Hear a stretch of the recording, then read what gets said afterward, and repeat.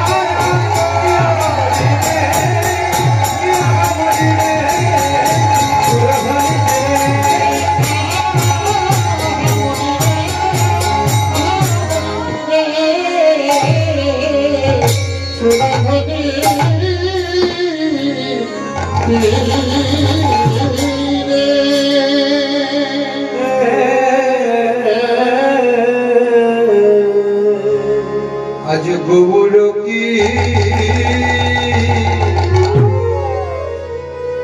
किशोर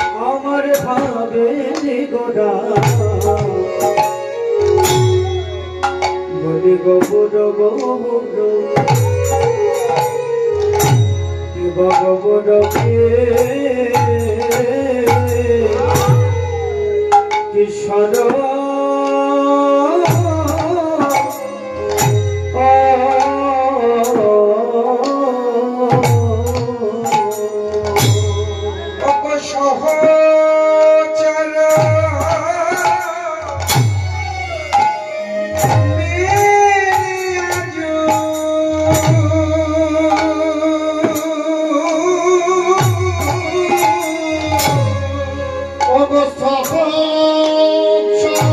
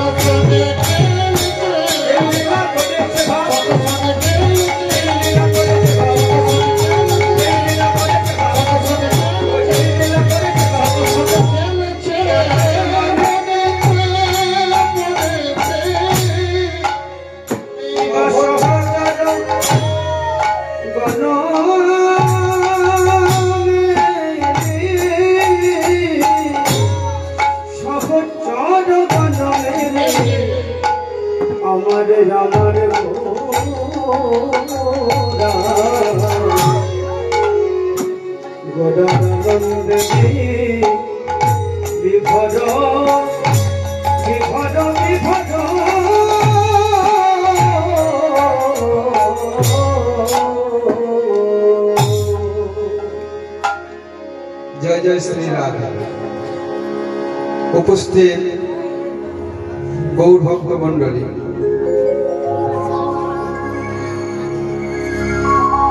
আগত কৃষ্ণ ভক্ত গৌর ভক্ত মন্ডলী, সর্বপ্রথমে এটার একটু আওয়াজটা বাড়িয়ে কম পাচ্ছি। সর্বপ্রথমে আপনাদের রাতুল চরণে অধম নবকিশোরের শত শত কোটি দণ্ডবোধ প্রণাম।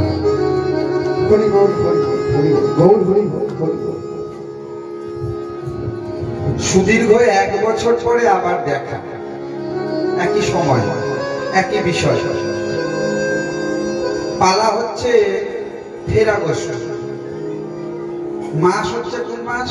সকালবেলা বলেছিলাম পৌষ মাস। গান বাজনা এমন একটা জিনিস, ওই তানসেনের আমলে যে শুধু আগুন জ্বলতো তা নয়, গানের মধ্যে দিয়ে বৃষ্টি নামাতো তা নেই। এটা মাসটা হচ্ছে পৌষ মাস, কিন্তু গানের লোকগুলো দেখো সবচেয়ে ঘামছে। মনে হচ্ছে এটা পৌষ মাস, আমাদের কাছে মনে হচ্ছে না এটা পৌষ মাস। সবটির মাথায় একদম ঘাম, জল পিপাসা হয়ে গেছে। ভগবানের নামের এমন একটা শক্তি আছে, এমনি যারা সাধনা করে দেখবে কেউ জামা গায়ে দেয় না, সোয়েটার গায়ে দেয় না, শীতের মধ্যে বসে আছে। এই নামের শক্তিতে তারা ভিতরে তাপ হচ্ছে। আমরা তাপ খুঁজে বেড়াচ্ছি, সোয়েটার চাদর খুঁজে বেড়াচ্ছি। আর যারা পাহাড়ে রয়েছে, জঙ্গলে, সাধু বাবাজি, ডিন্টি বাবাজি, তারা ওই কোথা থেকে এত গরম পাচ্ছে? এই যে নামের একটা গরম, তার একটা সামান্য নমুনা তোমরা দেখতে পেলে দেখো সবাই ঘামছে, বুঝতে পারো?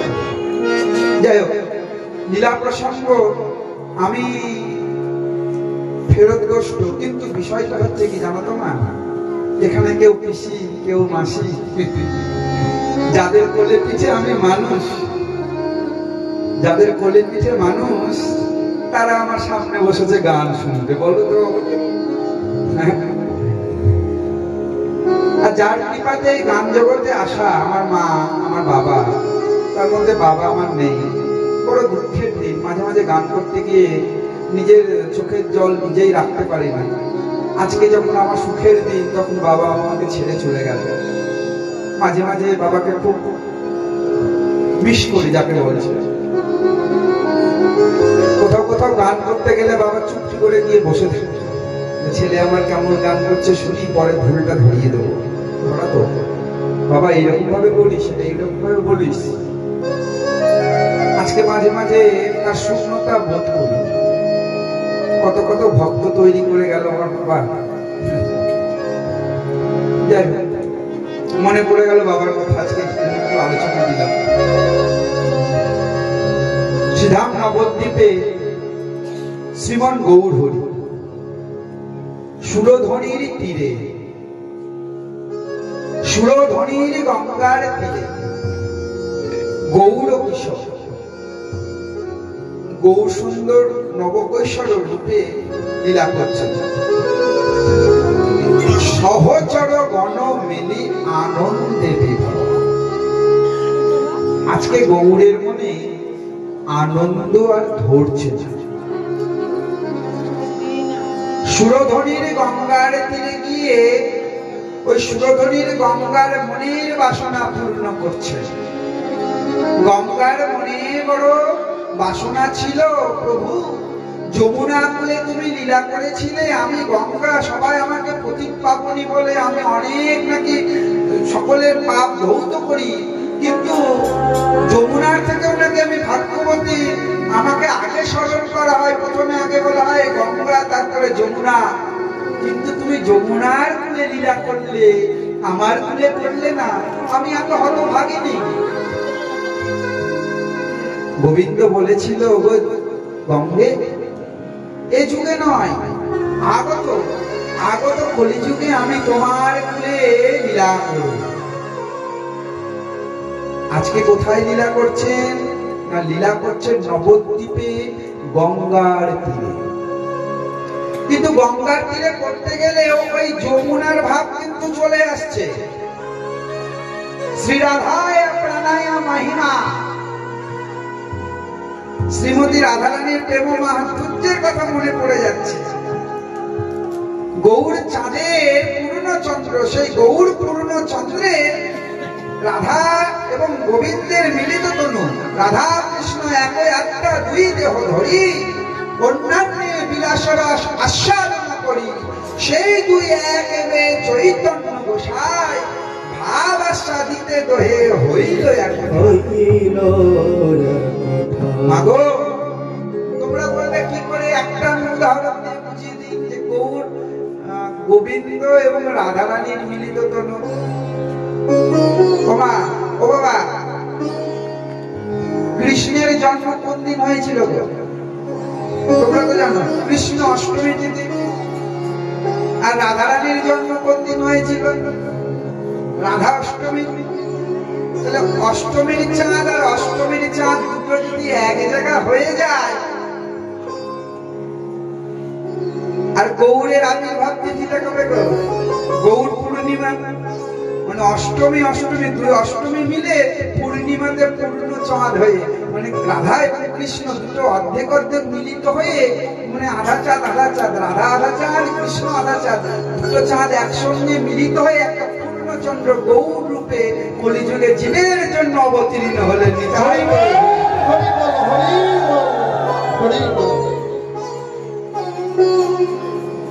তাই সেই গৌর হরি ব্রজের নির্যাস হরি নাম, যেটা কোন যুগে অর্পণ করা হয়নি, সত্যও নয়, ত্রেতাও নয়, দাপরেও নয়, শুধুমাত্র কলিযুগে অনর্পিতং চরিত করুণাবতীর্ণ বলো, যেটা কোন যুগে অর্পণ করা হয়নি, সেটা কলিহত জীবকে অকা করে প্রদান করলেন,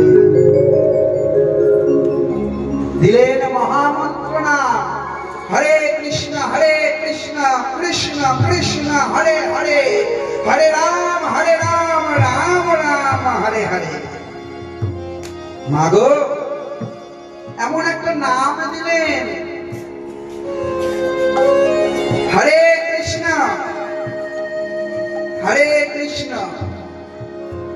হরে হরে আছে, কৃষ্ণ আছে, রাম আছে, তাই তো? হরে মানে হরি,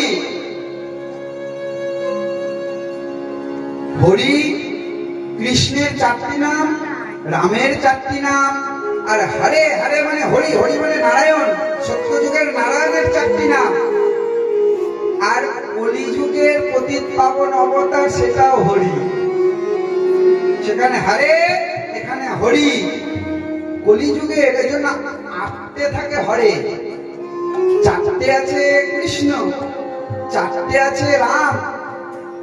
কি গো মায়েরা, কি গো বাবা, মানে হরে আটটা হলো কেন? হরে আটটা হওয়ার কারণ হচ্ছে সত্যযুগের হরি নারায়ণ হরি, আর কলিযুগের পতিত পাবন গৌর হরি, ওই চার চার প্রত্যেক যুগের চারটে করে নাম নিল, ওই চারটে করে নাম নিয়ে চারটে হরে, চারটে হরি, চারটে কৃষ্ণ, চারটে রাম, যে কলিহত জীবের জন্য প্রদান করলেন। হরের নাম হরের নাম হরের নাম বৈবকাল, হরের নাম বৈবকাল, নাস্তে গতিরন্নথা,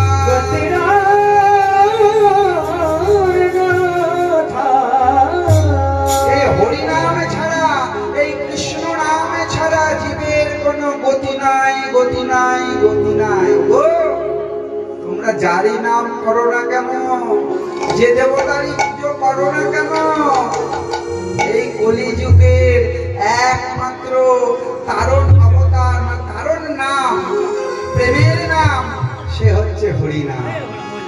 সেই হরিনাম নিজে গাইলে জগৎকে অকা করে পদে প্রদান করলেন এবং জীবকে বললেন যে হরিনামের দ্বারা তোমরা উদ্ধার হবে। আর এই নাম করো, হাতে করো প্রিয় কর্ম, মুখে বলো হরি, অনায়াসে করে যাবে ভব সিন্ধু পারে। চৈতন্য মহাপ্রভু এসে দেখলেন, হাই রে কলিহত জীব, যাদের অন্নগত প্রাণ, কামনা বাসনাগত মন, এদের দ্বারা বড় কিছু আশা করা যায় না, এরা বড় কিছু করতে পারবে না। তাই তোমরা গৃহকর্ম করো, তোমরা সংসারের মধ্যেই থাকো, খালি ওই সময় অসময় হরিনাম করো, তাহলেই তোমার মুক্তি হয়ে যাবে। জীবকে দেওয়ার জন্য নিজে করুণা অবতীর্ণ পতিত পাবন অবতার গৌর হরি আমার এসে হরিনাম বিতরণ করছে। সুরধ্বনির তীরে তিনি প্রচার করছেন ভক্তগণকে সঙ্গে করে নিয়ে। কখনো তিনি কলিজীবকে উদ্ধার করার জন্য উচ্চ স্বরে করছে, কখনো মনে মনে করছে, কখনো আবার নিরজনে করছে। আর এই নাম করতে করতে ভাবের উন্মেষ হচ্ছে। পদ্মাবধি লীলা করে শ্রী গৌরাঙ্গ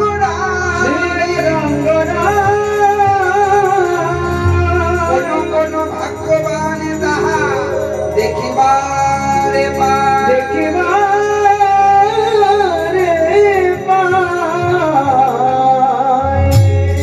সবাই দেখতে পায় না, যাদের ভাগ্যবান, যাদের দেখার মতন নয়ন আছে তারাই দেখতে পায়, নচেত কেউ নয়। আমরা তো মায়াবদ্ধ জীব, আমরা বাধা আছি মায়ার মধ্যে। ওমা কেমন করে বাধা আছে? একজন ধোপা ছিল, কথা বলতে বলতে মনে পড়ে গেল। এক ধোপা, এক গাধা ছিল তার বাড়িতে। ওই গাধাটাকে নিয়ে প্রতিদিন সকালবেলা গাধাটার পিঠের উপর বোঝা চাপাতো আর নিয়ে যেত নদীর ধারে। নদীর ধারে নিয়ে গিয়ে প্রতিদিন ওই কাপড় কাচতো, গাধাটাকে বেঁধে রাখতো গাছের শেকড়ের সঙ্গে। ওখানে গাধা বসে থাকতো, প্রতিদিন কাপড় কাচতো, আর ওই কাপড় কাচার পরে কাপড় শুকিয়ে আবার পিঠে দিয়ে সন্ধ্যাবেলা বাড়ি ফিরে আসতো। এমন প্রতিদিনই চলে। একদিন ধোপার কি হয়েছে জানো তোমার? একদিন ধোপা ওই গাধাটাকে নিয়ে গেছে। গাধাটাকে নিয়ে গিয়ে যখন ওই পুটলাগুলো নামাচ্ছে দেখছে, যা রে বাবা, আমি তো দড়ি আনিনি, তাহলে গাধা বাঁধি কি করে? গাধা তো আমার এদিক ওদিক পালিয়ে যাবে, আমি কাপড় কাচবো না গাধা ধরে থাকবে। চিন্তায় পড়ে গেল। হঠাৎ করে একজন সাধু ওখান দিয়ে যাচ্ছিলেন। যখন সাধু যাচ্ছে চিন্তান্বিত দেখে, কি হয়েছে গো? আর বলেন না, আমি গাধাটাকে যে বাঁধবো তার দড়ি আনি। সত্যি? হ্যাঁ। নিয়ে এসো। কোথায় বাঁধো? এখানে নিয়ে এসো। যেখানে বাঁধে ওখানে নিয়ে গেল। ওখানে নিয়ে গিয়ে সাধু করলেন কি, ওই গলার মধ্যে দড়ি পরানোর মতো করে একটা হাতটা বুলিয়ে দিলেন। বুলিয়ে দিয়ে একটা টান দিয়ে ওই শেকড়ের কাছে নিয়ে গিয়ে একটা গিট করে দিলেন। যেই না মিছামিছি গিট দিল, অমনি গাধা তো গাধাই মনে মনে চিন্তা করলে আমাকে বেঁধে দিয়েছে। গাধা ধপাস করে বসে পড়লো। আর সাধু বললেন, যান যান, এবার কাপড় কাচুন, বিকেল বেলা যখন হয়ে যাবে দেখবেন গাধা এখানেই বসে আছে। ও বাবা, ও মা, একই রকম ঘটনা। ওই বারবার কাপড় কাচছে, আর মনের মধ্যে গাছা যদি চলে যায়, বারবার উঁকি মেরে দেখছে নদী থেকে উঠে উঠে। উঁকি মেরে দেখছে গাধা ওখানে একবার এই পাশ, একবার ও পাশ, একবার এই দিকে, একবার দাঁড়িয়ে, জায়গায় আর ছাড়ে না, জায়গায় আর ছাড়ে না। বাবা বললো, বাহ, ভালোই ব্যাপার। এবার সারাদিনের পরে যখন কাজকাম, ওই কাপড় কাচা হয়ে গেল, শুকানো হয়ে গেল, সবকে সুন্দর করে ভাঁজ করে তুলি করে গাধার পিঠের ওপর দিয়েছে। এই চল চল। যখনই চল চল বলছে, গাধার এক পাও এগোয় না, যেখানকার সেখানেই দাঁড়িয়ে আছে। যখন যেখানকার সেখানেই দাঁড়িয়ে আছে, মনে মনে চিন্তা করলো, কি রে বাবা, আমার গাধাকে কি সাধু কোনো টুকটাক করে গেল নাকি?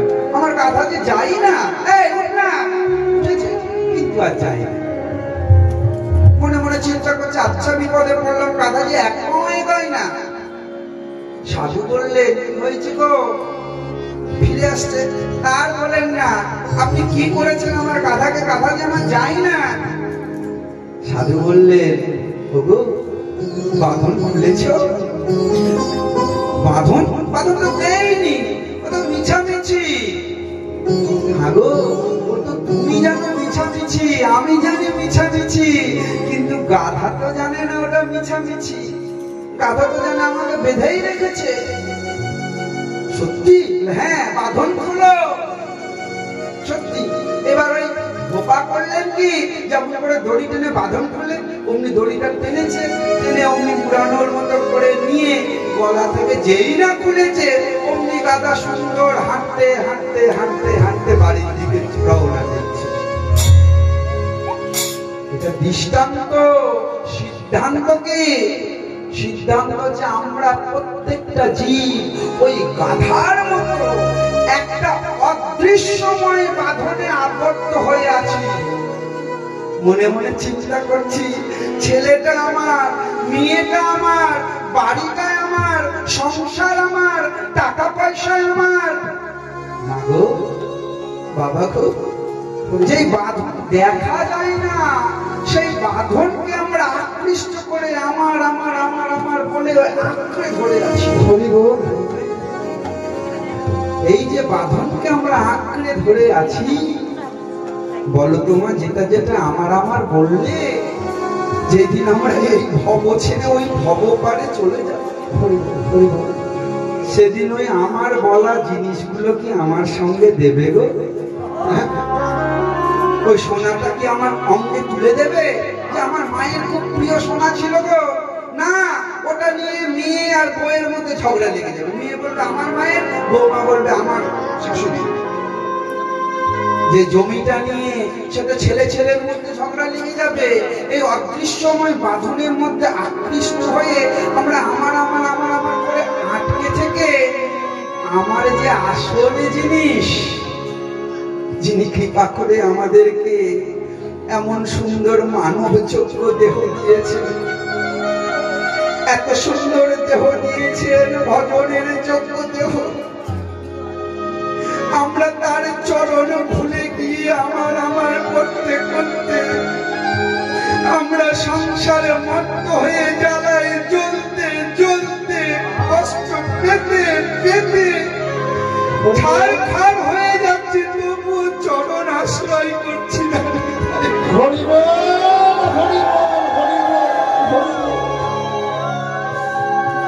এই অদৃশ্যময় বাঁধনে আমরা আটকে গেছি। ওগো, যতটা তুমি সংসারকে ভালোবাসলে, ততটা যদি গোবিন্দকে ভালোবাসতে, যতটা তুমি নিজের ছেলে পুলেকে ভালোবাসলে, কত বকলো, কথা বললো, গালিগালাজ করলো, তবুও আপন করে নিলে, ততটা যদি গৌরকে ভালোবাসতে। একজন মা, এক মা এক মনের মধ্যে যে যাচ্ছে, যেতে যেতে একটা ছোট্ট সন্তান কোলে করে নিয়ে আছে। যখন চলে যাচ্ছে, যেতে যেতে হঠাৎ করে একটা বাঘ এসে ওই সন্তানটাকে কোল থেকে কেড়ে নিয়ে লাফিয়ে দৌড়ে চলে গেল। যেই না দৌড়ে চলে গেল, মা প্রাণপণ চেষ্টা করছে, আমার সন্তান বাঘের পিছনে পিছনে ছুটে যাচ্ছে, দৌড়ে যাচ্ছে দৌড়ে যাচ্ছে দৌড়ে যাচ্ছে, বাঘ ছুটছে সন্তান নিয়ে, মা ছুটছে তার পেছনে পেছনে। কিসের জন্য? ওই যে একটা অদৃশ্যময় বাঁধন, আমার ছেলেকে নিয়ে যেও না, আমার কেউ নেই গো, নিয়ে যেও না কেউ নিয়ে। বাঘ নিয়ে যাচ্ছে, মাও পিছনে পিছনে দৌড়ে যাচ্ছে। পদকর্তা বললেন, ওগো, তোমার ছেলেটাকে ভালোবেসে যেমন বাঘের পিছনে দৌড়ে যাচ্ছ, ভুলে গেছে যে ওই বাঘ তো আমাকেও কামড়ে খেতে পারে, আমাকেও তো মেরে দিতে পারে, কিন্তু তবুও পিছনে পিছনে ছুটে যাচ্ছে আমার আমার আমার বলে। ওগো, তুমি ওই সন্তানের পিছনে যেমন আকুল ব্যাকুল হয়ে ছুটে যাচ্ছ, এমন যদি কোনোদিন গৌর গোবিন্দ বলে আকুল ব্যাকুল হয়ে ছুটে যেতে, গৌর তোমায় কৃপা করতই করত। হরি হরি। আমরা মায়াবদ্ধছি। কারো কারো দেখেছি সন্তান মায়ের আগে, বাবার আগে সন্তান চলে যায়, তারা গোপালকে ছুড়ে ফেলে। সারা জীবন ধরে গোপালকে আমি সেবা করলাম আর আমার সন্তানটা মরে গেল, আমি গোপালের সেবা করলাম, আমার স্বামী মরে গেল, আমি গোপালকে সেবা করলাম, আমার বউ মরে গেল, আর গোপাল কিছু করবো না। ওরে বাবা, ও তো ওর নিজের পরমায়ু নিয়ে এসেছিল, যতটুকু আয়ু, যতটুকু থাকার অন্ন নিয়ে এসেছিল, সেই খেয়ে চলে গেল। ও যদি ভালো কর্ম করে থাকে আবার ভালো ঘরে আবার যাবে, কিন্তু তুমি তোমার ওই মায়ার সন্তান, মায়ার ছেলে মেয়ের জন্য মন খারাপ করে তুমি গোপাল পুজো বন্ধ করছো কেন? ওটা তো তোমার ক্ষতি করছো, তোমার আত্মার ক্ষতি করছো। হ্যাঁ না, ভগবান এত সুন্দর একটা ভজনযোগ্য দেহ দিয়েছে, কেন আমরা পারি না? কেন সর্বক্ষণ বলেনি যে সবসময় ভগবান নাম করো, হাতে গৃহকর্ম করো, গৃহ যখন আছে, সংসার যখন আছে, করতেই হবে, কিন্তু মাঝে মাঝে হরি বল, হরি বল, হরি বল, হরি বল, হরি বল। একদিকে তিনি লীলা করছেন, একদিকে গৌরহরি চিত্তে শিক্ষা দিচ্ছেন। কোথায়? সুরধীনের তীরে। দেখো দেখো, খেলো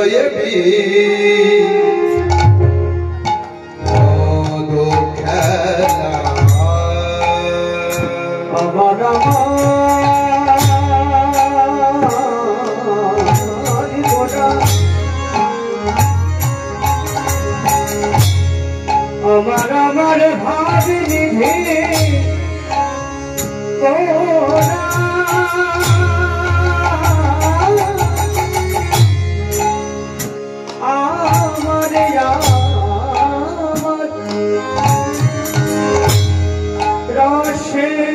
আমার রসের গোড়া গোড়া গোড়া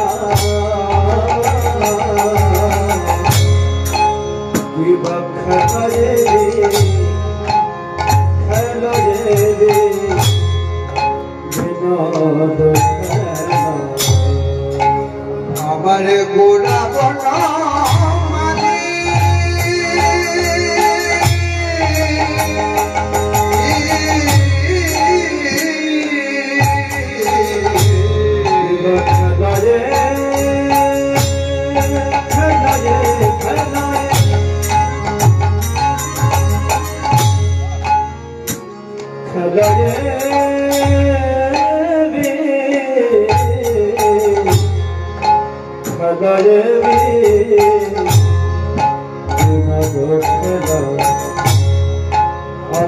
গোড়া বনো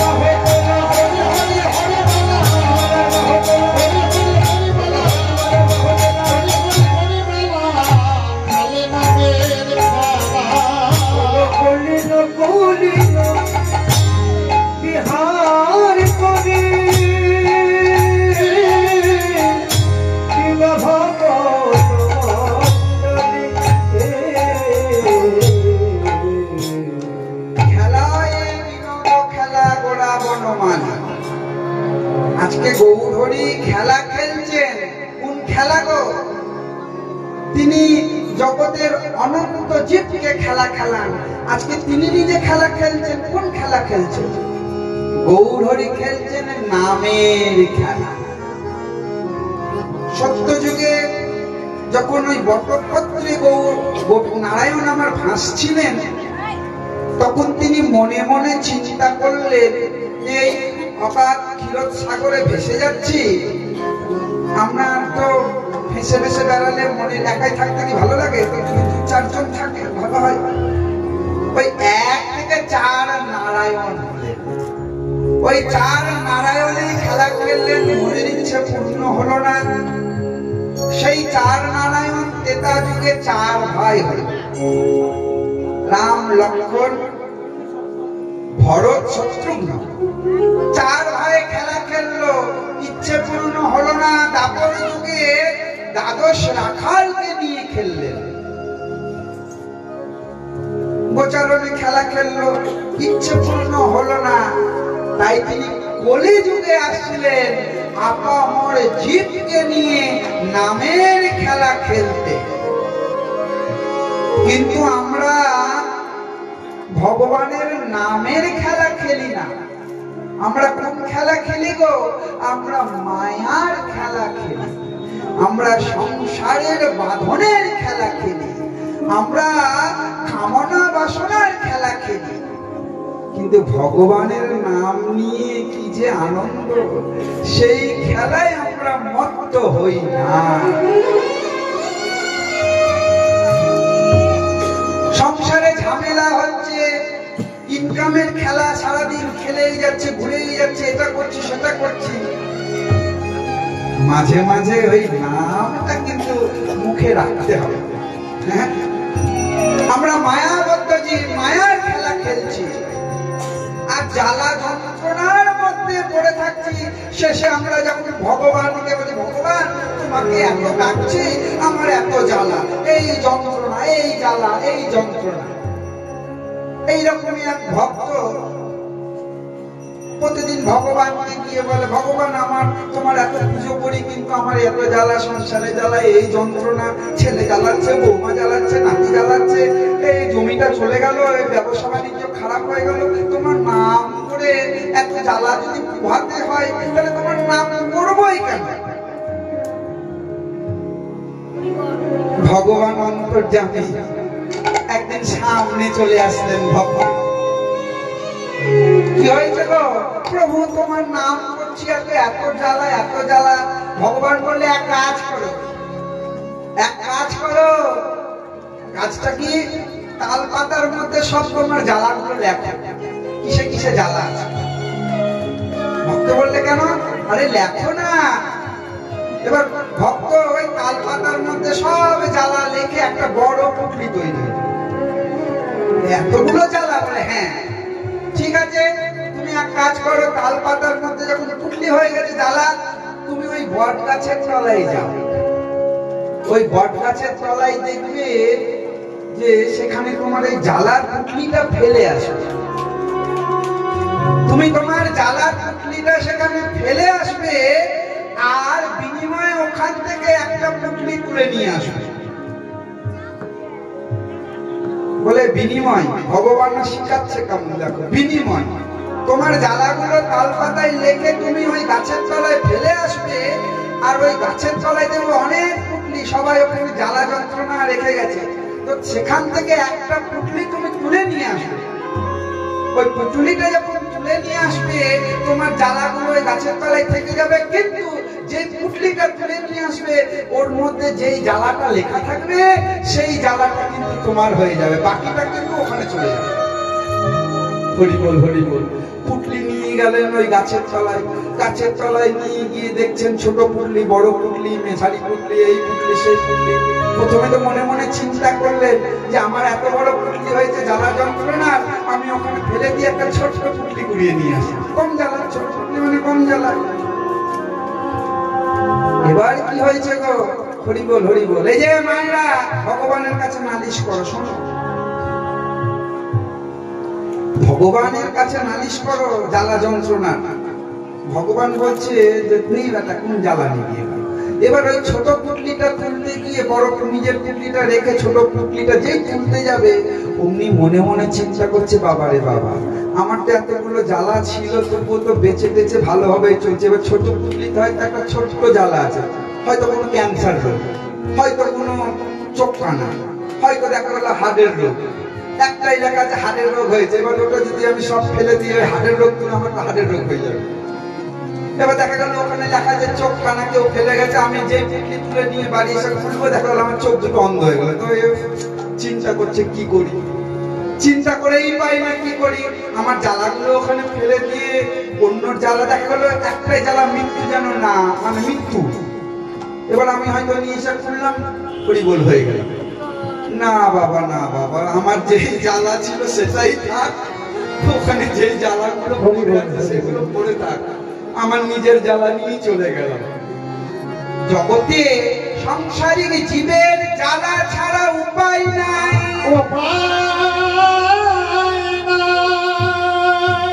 ভগবান বলছে সংসারে যদি করো, সংসার করতে গেলে সংসারে জ্বালা যন্ত্রণা তোমাকে যেটা কোথাও পাবে না।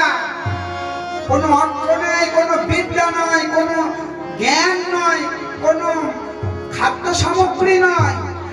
এক জায়গাতে শান্তি হওয়ার উপায় রেখেছি, সেটা হচ্ছে আমার চরণ তল। নিতাই গৌর হরি বল। সব জ্বালা পরিত্যাগ করে কেউ যদি আমার চরণ তলে এসে আশ্রয় নেয়, আমি তার সকল জ্বালা জুড়াই দি। হরি বল,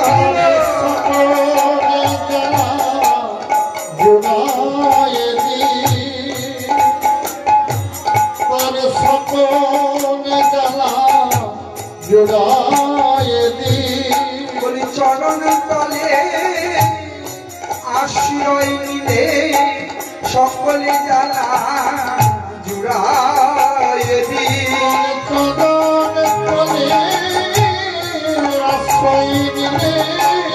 গোবিন্দ তোমার হলাম বলে, আশ্রয় দিলে গোবিন্দ তোমার হলাম বলে, আশ্রয় দিলে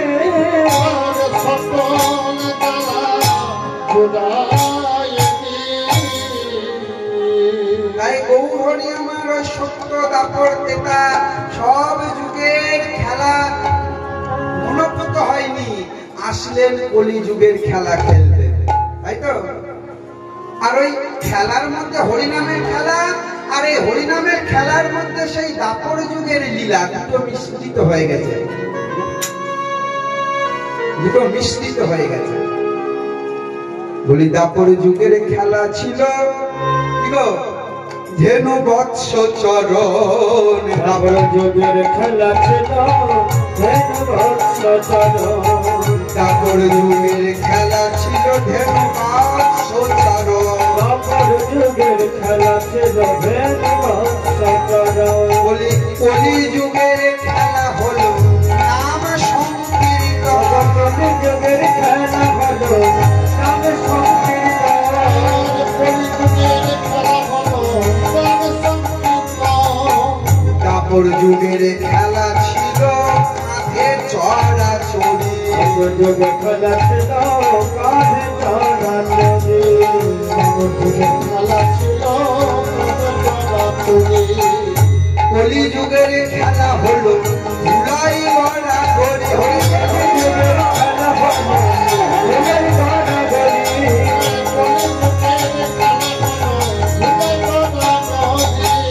দাপর যুগের খেলা ছিল মুরলি বাদন। দাপর যুগের খেলা ছিল মুরলি বাদন। কলি যুগের খেলা হলো নাম সংকীর্তন। কলি যুগের খেলা হলো নাম সংকীর্তন। কলি যুগের খেলা হলো নাম সংকীর্তন। বলো উচ্চ স্বরে,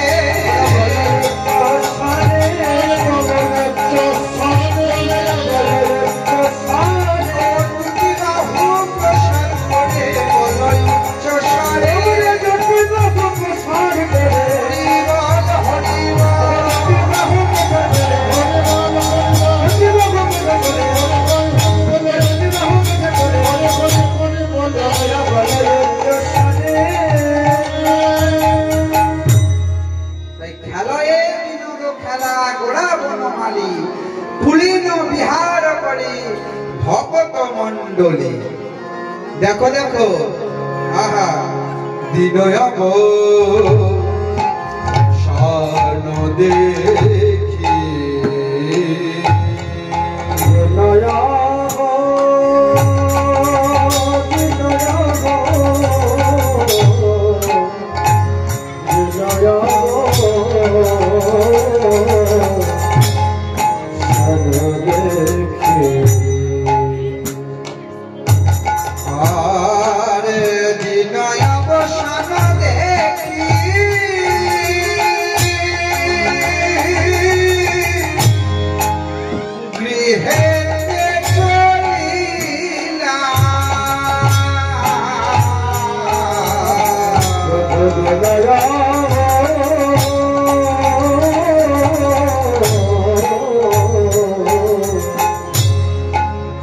দেখি প্রভু গৃহেতে চলি না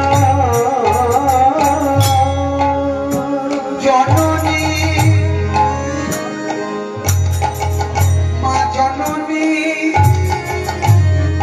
চরণে আসি প্রণাম করি না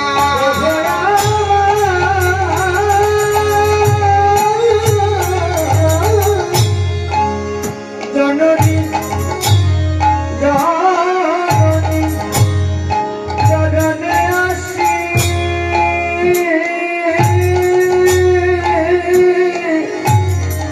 প্রভু আমার প্রণাম করি না আহা কি নয় অবসান দেখি হেঁটে চলি না এই যে মা সারাক্ষণ কি তোমরা এখানে থাকবে থাকবে না একটু গানটা শুনতে মানে সময় আছে এখন একটু শুনছো একটু পরে বলবে না বাবা বাড়ি যাই অনেক রাত হয়ে গেল আমরা ইহজগতে সবাই নিজের বাড়িটাকে প্রাধান্য দিই যে কাজ কাম শেষ এবার দিয়ে বাড়ি যাই কিন্তু বলতো আমাদের যেটা আসল বাড়ি যেই বাড়িতে আমাদেরকে একদিন না একদিন যেতেই হবে ও মা গো বাবা গো ওই ছোটবেলা শৈশবকালে খেলা ছালে ছিলাম শৈশবকাল কখন চলে গেল ওই শৈশবকাল চলে যাওয়ার পরে যখন একটু যুবক হলাম যুবতী হলাম পিতা মাতা করলেন কি একটা বিবাহ নামক অনুষ্ঠান করে ওই মায়ার সংসারের মধ্যে ধাক্কা দিয়ে ফেলে দিলেন ওই যুবককালটা রঙ্গরসে কাটিয়ে ওই রঙ্গরসের খেলা খেলে যখন ওই যুবককালের মধ্যাহ্নকালের সময়টা পার হলো ওই শেষে একটা সন্ধ্যার সময় যখন বৃদ্ধকাল আসলো সেই বৃদ্ধকালে এসে আমরা দেখলাম আহা ওমা যে আমাদের সময় দিনে দিনে চলে গেছে সাধন ভজনের সময়টা আমরা পার করে দিয়েছি এখন আমরা ভাটিবেলায় ঘরে যাওয়ার সময় মাগো বাবা গো ঘরে আমাদের একদিন না একদিন যেতেই হবে একজন মারা গেলে রামকৃষ্ণদেব বলে যে একজন যদি মারা যায় তার পাশে বসে বসে তিনজন কান্না করে আর বলে হায় হায় হায় আমার আপনজন চলে গেল আমার অন্তরঙ্গজন চলে গেল কিন্তু যেই তিনজন বসে বসে কান্না করছে তারা কোনোদিনও ভাবে না যে একদিন আমাকেও এইরকম করে থাকতে হবে আমাকে ইহ জগৎ ছেড়ে চলে যেতে হবে কেউ ভাবে না আমাদের সবাই ভাবে আমরা বুঝি এইরকমই থাকবো এইরকমই থাকবো এইরকমই থাকবো কিন্তু না যেদিন ভগবানের ওই খেলা শেষ হয়ে যাবে ভগবান যেইটুকু পরমায়ু দিয়ে পাঠিয়েছে সেটা যেদিন শেষ হয়ে যাবে একদিন এদিকেও নয় ওইদিকেও নয় যেখানে তোমার মৃত্যু আছে সেখানে তোমার চরণ তোমাকে নিয়ে যাবে একদিন এদিকেও নয় ওদিকেও নয় ঠিক সময় মতোই ওই সময়েই ওই যমদূতেরা এসে বলবে হয়ে গেছে বাবা চলো তাই মাগো কখনকার এপার থেকে এই উত্তরাগস্ত ফেরাগস্ত এই ভবের খেলা থেকে কখন যে আমাদেরকে আমার নিজের ঘরে যেতে হবে সেটা কেউ জানে না তাই স্বামী বিবেকানন্দ একটি গান গেয়েছিলেন স্বামী বিবেকানন্দ গেয়েছিলেন ওমন চলো নিজ নিকেতনে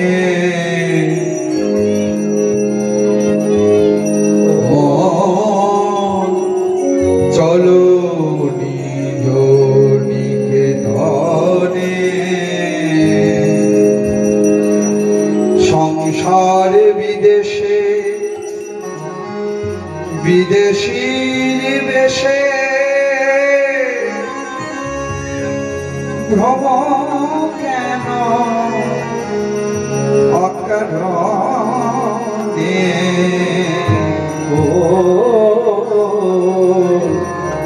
চলো নিজ নিকেতনে। সংসার বিদেশ, এই সংসারটা একটা বিদেশ। বিদেশে গিয়ে যেমন ঘরে ফিরতে হয়, কাজে গিয়ে যেমন ঘরে ফিরতে হয়, আমরা এই সংসারের মধ্যে এসেছি এখানে সারা জীবন থাকার জন্য নয়। যার 1000 কোটি টাকার সম্পত্তি তারও 3.5 হাতের মাথা, যিনি ভিখারি তার জন্য 3.5 হাতের মাথা, যিনি সব থেকে বড় লোক তার জন্য ওই চুল্লি, যিনি গরিব তার জন্য একই রেট। কারো জন্য কম বেশি নয়, সব পড়ে রইবে। সব ছেড়ে সমস্ত কিছু পরিত্যাগ করে ভগবানের ডাক আসলে চলে যেতে হবে। শ্মশান ঘাটে লেখা আছে, ওগো এটাই তোমার গন্তব্য স্থল, যেখানে আসতে তোমার এতটা সময় লেগে গেল। শেষ দিনের ঘর কিন্তু আমাদের ওখানে, যেখানে আমাদের যেতে এতগুলো ভাই ভাই করছে, এই করছে সেই করছে, কিন্তু সেদিন যেখানে নিয়ে যাবে ওটাই হচ্ছে আমাদের গন্তব্যস্থল। তাই জীবকে শিক্ষা দেওয়ার জন্য এটা দেহের সুখ, কিন্তু পরমাত্মার সুখ কিন্তু আলাদা। এই পরমাত্মা সুখের জন্য ভগবানের চরণ আশ্রয় করে ভগবানকে ডেকে যদি তুমি উন্নত হতে পারো, দেখবে একই সঙ্গে পালিত একই স্কুলে পড়াশোনা, কেউ সুখ ভোগ করছে কেউ দুঃখ ভোগ করছে। সেটা ইহজন্মের জন্য নয়, পরজন্মের জন্য, পরে আগের জন্মে করা কাজের জন্য। একটা সজনে গাছ লাগানো হলো, রাধে রাধে। এখানকার এক বাবাজি, তিনি গত হয়েছেন, এই দৃষ্টান্তটা দিতেন, আমার কথাটা মনে পড়ে গেল। একটা সজনে গাছের ডাল এনে লাগানো হলো, উলুধ্বনি খাই ও হরি বল, হরি বল, হরি বল,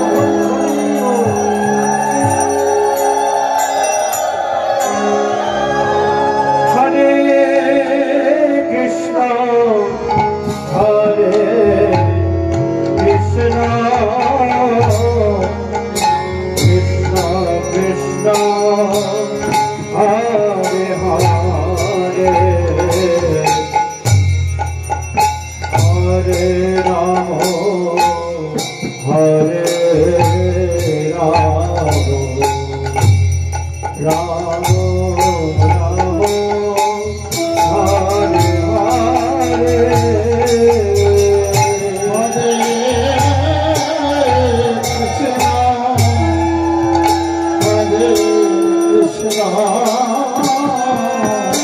কৃষ্ণ কৃষ্ণ কৃষ্ণ হরে হরে হরে রাম রাম হরে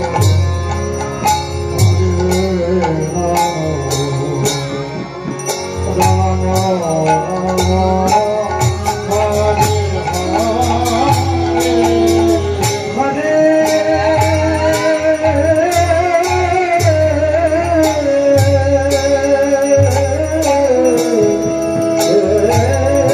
কৃষ্ণ হরে কৃষ্ণ কৃষ্ণ কৃষ্ণ হরে হরে হরে রাম হরে রাম রাম রাম হরে হরে হরে কৃষ্ণ হরে কৃষ্ণ কৃষ্ণ কৃষ্ণ হরে হরে হরে রাম হরে রাম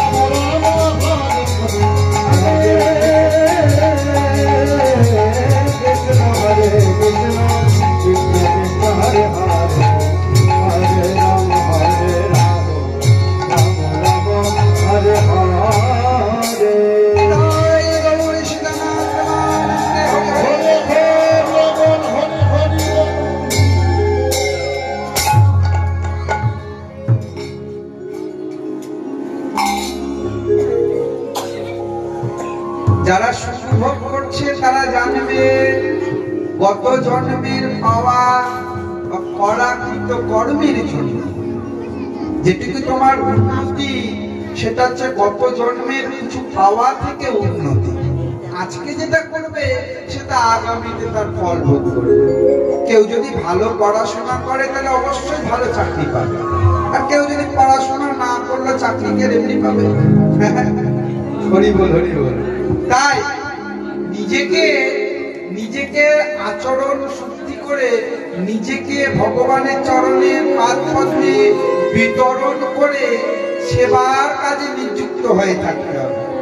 একটা সিদ্ধান্ত দিতে গিয়ে আরো তো চলে আসলো, একটা সজনে গাছ পোকা হলো মাটির মধ্যে, পাতা বেরোলো না, ডাল বেরোলো না, ফুল বেরিয়ে সজনা ধরে নিল। হ্যাঁ, তাহলে পাতা নেই, ফুল মানে ডাল নেই, সজনা হয়ে গেল কেন? প্রশ্ন জাগতে পারে কেন?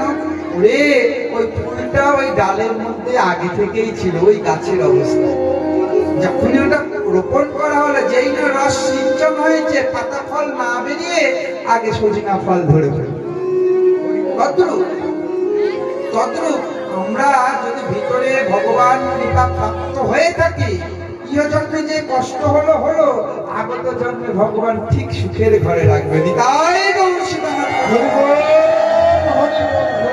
কিংবা কোনো ভজন যোগ্য পিতা মাতার ঘরে জন্ম দেবে, আরো ভজন করে যাও। তাই গৌরহরি আমার ওই বিনোদ খেলা খেলছে, আর আমরা মায়ার খেলার মধ্যে বসে আছি। হ্যাঁ, খেলতে খেলতে বেরি যখন অবসান হলো, ওই অবসান হওয়ার সময় জননী চরণে এসে প্রণাম করছে। যেই না মায়ের চরণে প্রণাম করেছেন, দিগো মায়েরা, যিনি অনাদি আদি গোবিন্দ ঈশ্বর পরম কৃষ্ণ এবং ভক্তের শিরোমণি রাধারানীর মিলিত তনু, তিনি আজকে মায়ের চরণে প্রণাম করছেন। কেন? মা কি এমনই একটা জিনিস যার চরণে সবাই প্রণাম করতে পারে? হ্যাঁ, জগতে মায়ের মতো, মায়ের সমান জগতে কেউ আর হতে পারে না। ভগবান নিজেই বলেছেন যে তুমি যদি পিতা মাতার সেবা করো, আলাদা করে আমাকে ডাকতে হবে না, আমার ভজন সাধন ওখানেই তোমার হয়ে যাবে। আর তুমি মাকে দেখলে না, পিতাকে দেখলে না, ভগবানের নাম করছো, ভগবান সেটা গ্রহণ করে না। মায়ের মতো জগতে কেউ আছে তো? মা যে কথাটা বলতে গিয়ে, যে উচ্চারণটা করতে গিয়ে হৃদয়, মন, ব্যথা, বেদনা সব দূরে চলে যায়। একটা শিশুর যদি কোনো আঘাত লাগে, অমনি মা মা মা বলে কাঁদতে কাঁদতে মায়ের কাছে যায়। যেই না মায়ের কাছে গেল, মা যেই না জড়িয়ে ধরে আদর করলো, অমনি সব ব্যথা দূর হয়ে যায়। ঠিক মায়েরা, যখন আমরা জন্মগ্রহণ করি, আমাদের প্রথম খাদ্যটা হচ্ছে মায়ের স্তন, অন্য কোনো কিছু নয়। মা যদি সেদিন স্তন না দিত, আমরা না খেয়ে মরে যেতাম। তাহলে মায়ের স্তনই হচ্ছে আমাদের জীবনের প্রথম খাদ্য।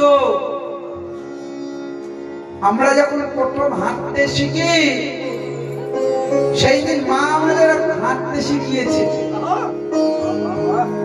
যেদিন আমরা অসুস্থ হয়ে পড়েছি, কোনো ডাক্তার নয়, প্রথম ডাক্তারই হচ্ছেন আমার মা, যে আমাকে সেবা শুশ্রূষা করে সাজিয়েছে।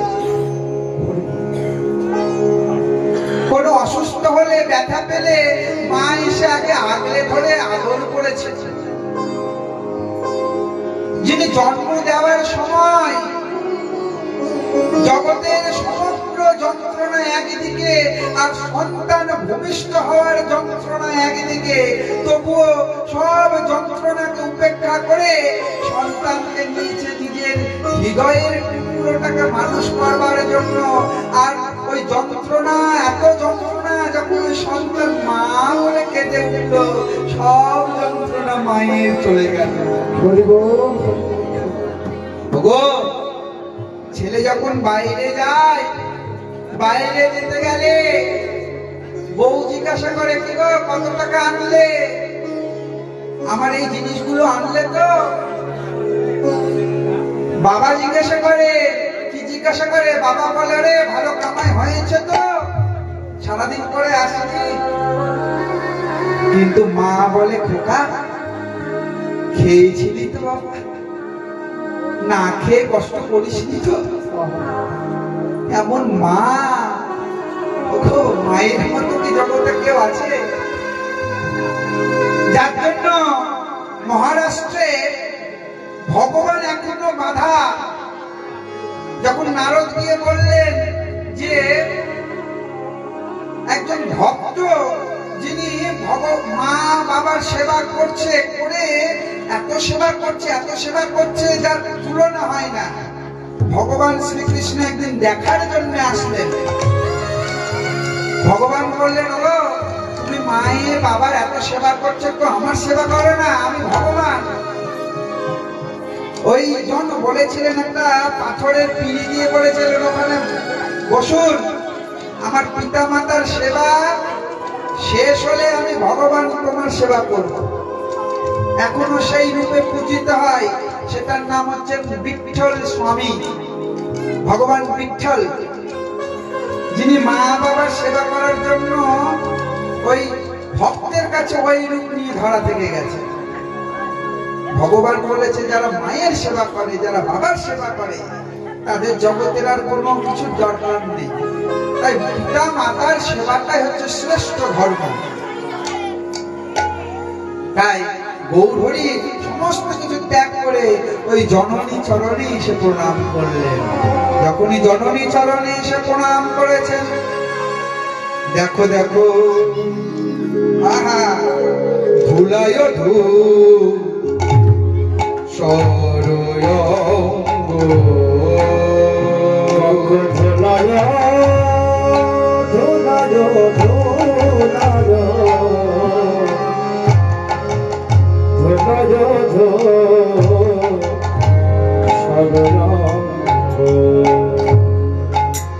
ধুলায় ধূসরায় অঙ্গ,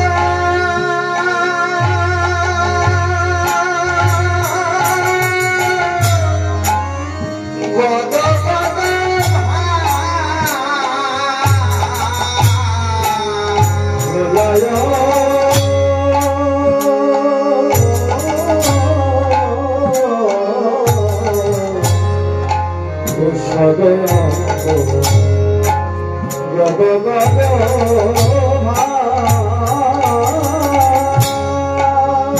ধুলায় মায়ের চরণে যেই না গৌরহরি এসে প্রণাম করেছে, অমনি দেখছেন গোটা গায়ে ধুলো লাগা। অমনি সঙ্গে সঙ্গে মা আঁচল দিয়ে গাটা ঝাড়ছে আর বলে, আরে নরহরি, আমার গৌরের সারা অঙ্গে এত ধুলো কে লাগালো? আমি গৌরকে কত সুন্দর সাজিয়ে গুজিয়ে সকালবেলা দিয়েছিলাম, আর বিকেল বেলা এত গায়ে ধুলা, কে দিল ধুলা? এই গৌর কে দিল ধুলা? গৌর আর কিছু বলতে পারছে না, গদ গদ ভাস, গদ গদ ভাস। কে দিল ধুলা?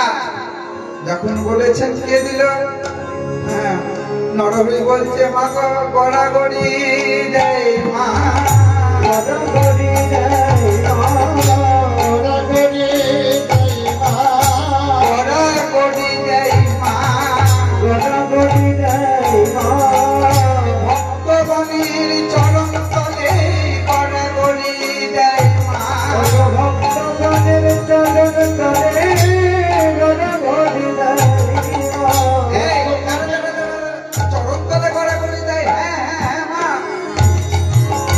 সাধু গুরু বৈষ্ণবে দেখলে তোমার গৌর আর নিজেকে স্থির রাখতে পারে না, ওই চরণ তলে গড়াগড়ি দেয়।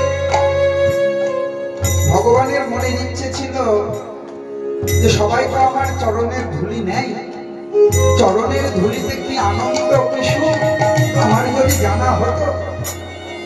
কিন্তু আমি তো ভগবানের আসনে বসে আছি, তাই ভগবানের আসনে বসে থেকে তো আমি চরণ ধুলি দিতে পারবো না। তাই করলেন কি, নিজে ভক্তের রূপ ধারণ করলেন। ভক্তের রূপ ধারণ করে ওই সাধুগুরু বৈষ্ণবের চরণ ধুলি মাখার জন্য ওই চরণ তলে গড়াগড়ি দিচ্ছে। আর একটা কথা, চরণ ধুলি মাখার কারণ আছে। নবদ্বীপের মাটিতে তিনি কেন গড়াগড়ি করলেন আপনারা জানেন? একদিন নারদ মনে মনে চিন্তা করেছিল আমি সবথেকে বড় ভক্ত।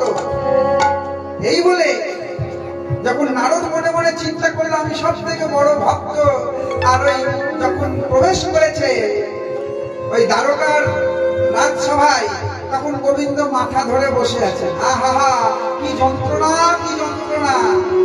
নারদ বললেন প্রভু তোমার কি হয়েছে? বলে আমার শিরোপীড়া হয়েছে। প্রভু তোমার শিরোপীড়া, আমি বৈদ্য ডাকবো? না না না না। তাহলে কিসে সারবে তোমার শিরোপীড়া?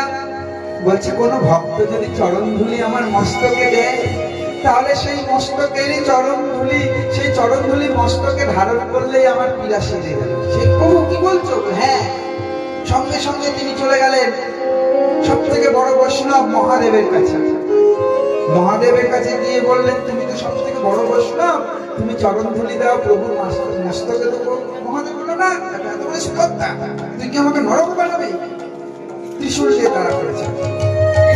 ব্রহ্মার কাছে গেলেন, ব্রহ্মাও দিল না, ইন্দ্র দিল না, দেবদেবীগণ দিল না।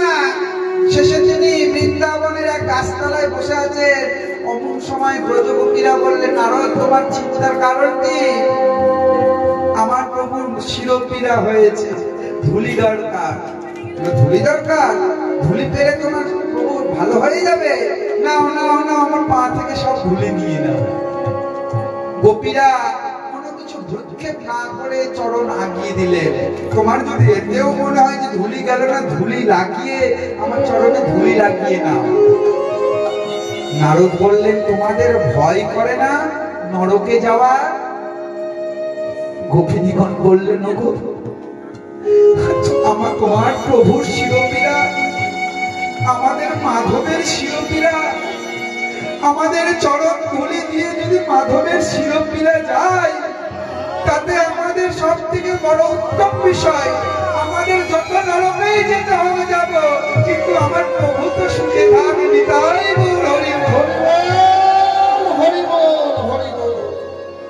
বললেন কি সমগ্র ধুলি ঘাড়ে করে নিয়ে নারদ আনন্দে নাচতে নাচতে দ্বারকায় চলে আসলেন। প্রভু চরণ ধুলি পেয়েছি, লাগাও মাথায়। প্রভু বললেন ওগো, যখনই আমাকে চরণ ধুলি ওরা দিয়েছে তখনই আমার শিরোপীড়া ভালো হয়ে গেছে। তুমি বললে না নারদ তুমি বড় ভক্ত মনে মনে, কই তুমি তো তোমার চরণ ধুলি আমায় দিতে পারলে না। দেখো গোপিনীরা আমার কত বড় ভক্ত, যারা নরকে যাওয়ারও ভয় করে না, কষ্ট পাওয়ারও ভয় করে না, তারা চরণ ধুলি আমাকে দিয়েছে। আর ওই ধুলা আমি মস্তকে ধারণ করি। কিছুটা ধুলা মস্তকে নিলেন, নেওয়ার পরে নারদ বললেন তবে এই ধুলাগুলো কি করবো? বললেন যাও এই ধুলাগুলো তুমি ওই গঙ্গায় ভাসিয়ে দাও। ওই গঙ্গা ভাসিয়ে দাও। এই ধুলা গঙ্গা নিয়ে গিয়ে নবদ্বীপে নিয়ে গিয়ে 9টা দ্বীপ তৈরি করবে। আর সেই ধুলায় আমি আগত কলিযুগে গিয়ে অবতীর্ণ হয়ে ওই গোপীদের চরণ ধুলায় আমি গড়াগড়ি পার হব।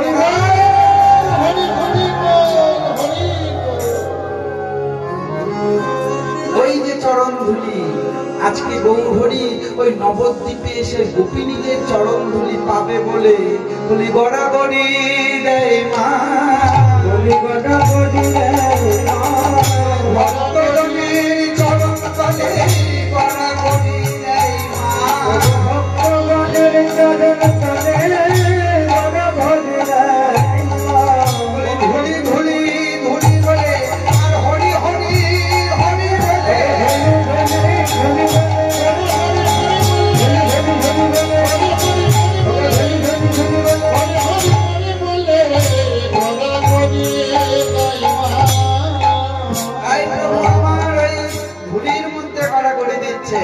মা অঙ্গটা মুছে দিচ্ছেন। ভুলায় সরয়ঙ্গ গদ গদ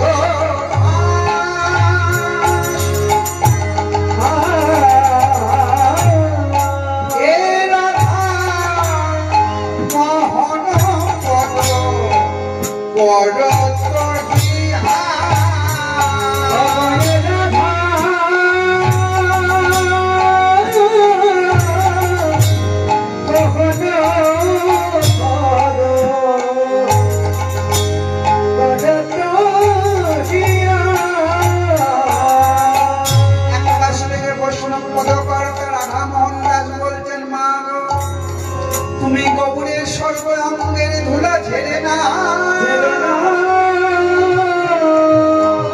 কিন্তু মা গো তোমার কাছে একটাই অনুরোধ করি, ওই চরণ ধুলি তুমি ঝেড়ো না, চরণ ধুলি তুমি ঝেড়ো না।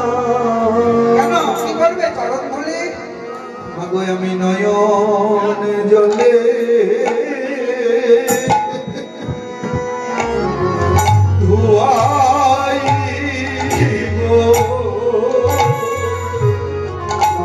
আমি নয়ন জলে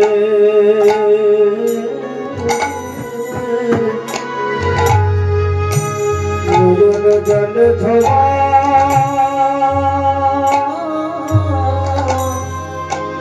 আমি নয়ন জলে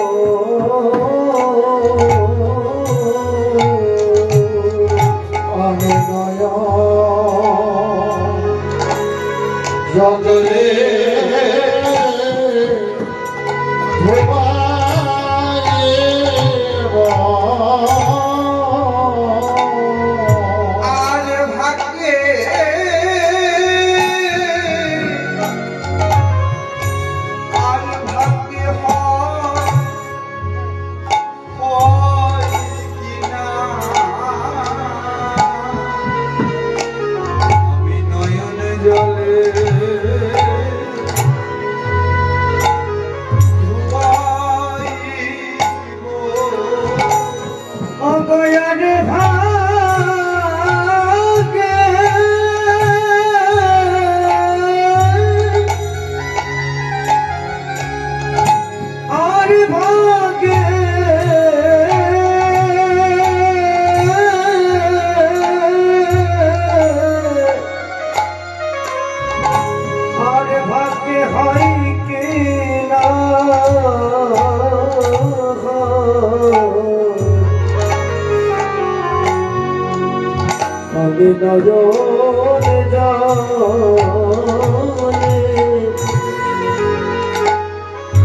ওই চরণ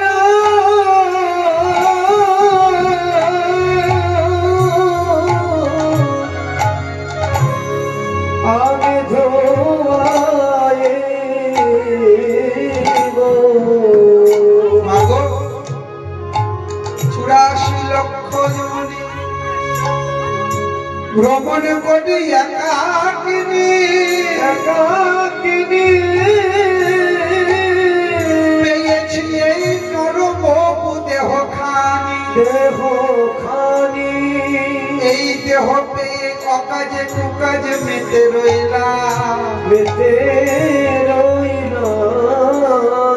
যখনই আমার গৌর হরি সম্মুখে এসেছে, যখন চরণ ধুলি ঝাড়ার সময় হয়েছে,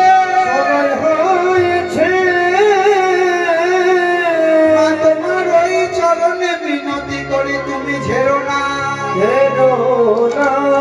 আমার এই নয়নে জলে দিয়ে চরণ ধোয়াইব, জলে দিয়ে চরণ ধোয়াইব। ওই চরণ ধোয়া হয়ে চরণের ধুলি, ওই চরণের ধৌত জলে চরণামৃত আমি হৃদয়ে ধারণ করব, হৃদয়ে ধারণ আমি আমার মস্তকে ধারণ করব, করে আমার তাপিত প্রাণ জুড়াইব।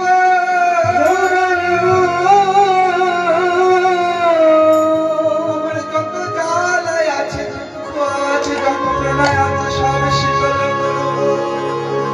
শুনেছি ওই চরণে নাকি শীতলের স্থান, শীতলের স্থান। তুমি ওই চরণ তুমি ধোয়াইও না, আমি ওই চরণ ধোয়াই দেব। এক পাশ থেকে পদকর্তা রাধা মোহন দাস চরণের ধুলি আশা করছে। ধুলায় ধূসরে অঙ্গ গদ গদ ভাব মহান পদ করত হিয়া বলে করত হিয়া